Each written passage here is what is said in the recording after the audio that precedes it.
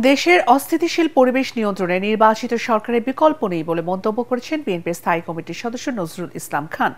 Labour পার্টির আলোচনা সভায় তিনি একথা বলেন। এ সময় কারো প্ররোচনায় পড়ে নির্বাচন বিলম্ব না করতে সরকারের প্রতি আহ্বান জানান দলের চেয়ারপারসন উপদেষ্টা জয়নাল আবেদিন ফারুক। ঐশী গোস্বামীর প্রমাণ রিপোর্ট।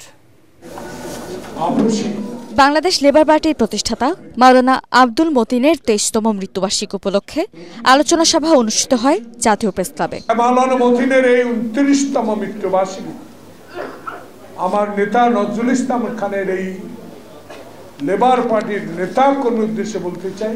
সভায় বিএনপি চেয়ারপারসনের উপদেষ্টা জয়নাল আবেদিন ফারুক বলেন, জনগণকে সুষ্ঠু নির্বাচন বুঝিয়ে দেওয়া অন্তর্বর্তী সরকারের প্রধান দায়িত্ব। পররাষ্ট্র সচিবের চাকরি চলে যায় কি করিডোর, কি মানবিক করিডোর, কি টেকনাফে যেতে দেন না। আর এগুলো নিয়ে নির্বাচিত সরকারকে দায়িত্ব দেন, তারা ঠিক করবে। আপনার এসব দায়িত্ব না, আপনার দায়িত্ব নির্বাচন। এ সময় বিএনপির স্থায়ী কমিটির সদস্য নজরুল ইসলাম খান বলেন, দেশের অস্থিতিশীল পরিবেশ নিয়ন্ত্রণে নির্বাচিত সরকারের বিকল্প নেই। এই কাজটা যদি জুন মাসের মধ্যেই সম্ভব হয়, এমনকি যদি জুলাই মাসের মধ্যেও সম্ভব হয়, তাহলে ডিসেম্বরের মধ্যে নির্বাচন করতে বাধাটা কোথায়? কারো গোছানোর জন্য সময় দরকার,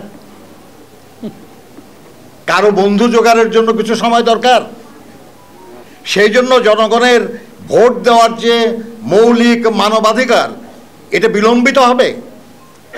এ সময় লেবার পার্টির নেতারাও এবছরের ডিসেম্বরের মধ্যে জাতীয় নির্বাচনের দাবি জানান। আমরা রাজপথে ছিলাম, আমরা নিজেরা সক্রিয় ছিলাম, আমরা তাকে কখনো কোথাও দেখি নাই। ঐশী গোস্বামী প্রমা, এটিএন বাংলা, ঢাকা।